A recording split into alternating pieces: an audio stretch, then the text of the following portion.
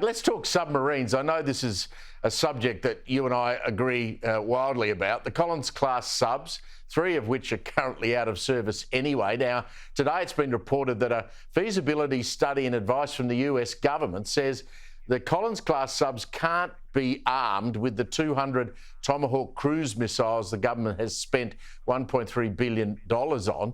Boy, does that come as a surprise that Defence didn't sort of think that through.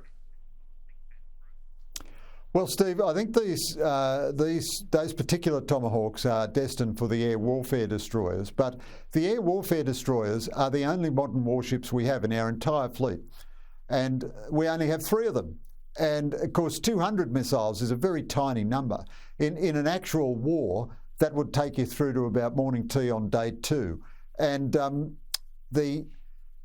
I am deeply sceptical of this American study, which has apparently found the Collins can't use the Tomahawks, because for years and years, the intention of the Australian government, long before Albanese, was to put Tomahawks on the Collins. There were endless talks with the Americans about it. They've got to manufacture a particular type of Tomahawk to be fired through a submarine tube, and they don't any longer manufacture them, but they've said they'd be quite happy to manufacture them for us if we wanted to purchase a whole lot of them. Now you've got this alleged American study saying it's not value for money, and if you put the Tomahawks in the torpedo tubes, you won't have enough torpedoes to defend yourself, and so on. This sounds all too convenient to me. Defence always comes up with a million excuses about why it can't do anything at all. So they're not going to upgrade the Anzac frigates. It looks like they're trying to welsh on the deal even to upgrade the Collins. Of course, this is a bipartisan failure. It is grotesque and insane that we expect the Collins still to be in the water by the 2030s. You know, this is a bit like going into the Korean War with ships commissioned by Queen Victoria or something. It's completely insane. But the Liberal governments of Abbott, Turnbull and Morrison did absolutely nothing to acquire a submarine. So far, the Albanese government has got an agreement that we might buy a second-hand Virginia. Well, that's good if the Americans stick to that agreement, but hard to believe they will, because they'd have to take one out of their own line of battle to sell it to us, but they might. And then we have this pie-in-the-sky, cockamamie, bizarre scheme that while we can't make missiles or anything else, we're going to be able to build nuclear submarines in Adelaide.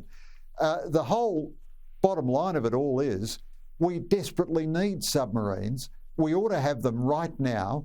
The government always intended to put Tomahawks on the Collins class. They would be more formidable with Tomahawks. I just have the greatest possible scepticism about this latest dog ate my homework excuse that they've conjured up another report. I tell you what, any government can get Defence to conjure up any report in the world to tell it can't do something. And to say something isn't value for money, well, what that means is how much do you value a formidable submarine? And now, you know, the Collins are supposed to be staying there until the 2030s and 40s, and yet apparently it can't fire Tomahawks. It just doesn't all add up to me. Defence seems to run a ring around every Prime Minister and every Defence Minister we've ever had. Just before you go briefly, do you believe that Israel might have an all-out attack on Hezbollah? The IDF apparently preparing for an offensive along that northern border. What are you hearing? Look, Steve, I think this is a very serious situation and it could well happen. My guess would be it'll be something less than an all-out offensive, but there are still something like 80 or 100,000 Israelis displaced from the northern towns of Lebanon, of Israel, the northern towns of Israel near the Lebanon border. And my information is the Israelis have already done quite heavy Air Force work and forced back Hezbollah 10 or 15 kilometres from the Israeli border. I think they need to force them back probably another 10 or 15 kilometres in order to have enough security to repopulate their northern towns. I'm certain that the Israelis will not accept a permanent situation in which their northern towns are evacuated. However, I also know that Hezbollah, although it's been firing a few missiles at Israel, it's looking at Gaza and it's saying to itself, well, guess what? That's what we're going to look like if we go to war with the Israelis. So there's quite a lot of tense brinkmanship to come here, Steve, but it certainly is a real possibility.